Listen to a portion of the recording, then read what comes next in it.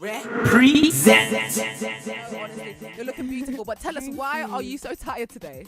Mate, I was shooting a video yesterday with my guy Elvis 1990 Okay. for a track that we're getting ready to release together. Okay, are we allowed to talk about it, or are we doing the keep it under wraps? We could give a little source. I mean, it's coming out in February. Okay, so that's something for everyone to look forward to. And we were shooting till 7 a.m, so that means that the video is going to be serious.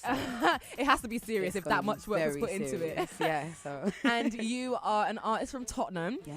And you're also, we were talking about your background whilst Yeah. all the music was playing. You are part Nigerian, part Jamaican, Lebanese. And Lebanese, and you also have roots in Sierra Leone as well. How do all of those things make you who you are as an artist today, if they even influence in the first place? Well, it definitely influences my sound. Like, I definitely gear more towards things that have like types, African and 100%. Caribbean influence. 100.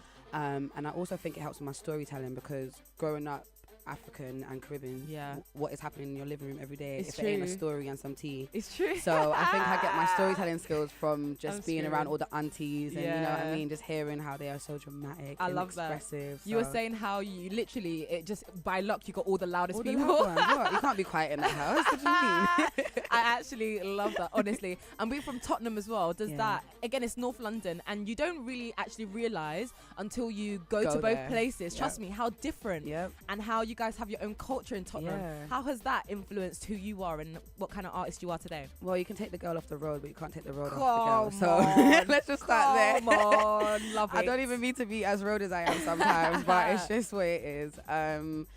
Also, I think being from Tottenham, the level of music that I was exposed to, because I think that in Tottenham, like, the music culture was kind of like, I mean, Brixton, South London definitely tastes the biscuit when it comes to like reggae music and that. But I feel like in Tottenham, and most people might not be able to relate to this experience, but I was always hearing like different genres of music, because there's such a melting pot of people. Just like your next door neighbors are so different from you. Like, I remember I grew up next to some Somalian kids like my entire time living in Tottenham, and they just exposed me to like the music that they was listening to out in East Africa. And then like I had like Turkish neighbors that live right next door to me, so they was you know what I mean, so it was just always, there was always so much culture and life just right next door to you, so you kind of got introduced to so much at rapid rates. So of course. And would you say that then, like, you do R&B, but is there not a fusion, because that would make it something completely different, but is there elements again of other things in there? It's definitely R&B fusion. You're really? Absolutely right. Yeah, do you know what? I think it's so hard, especially with me not being the artist, to say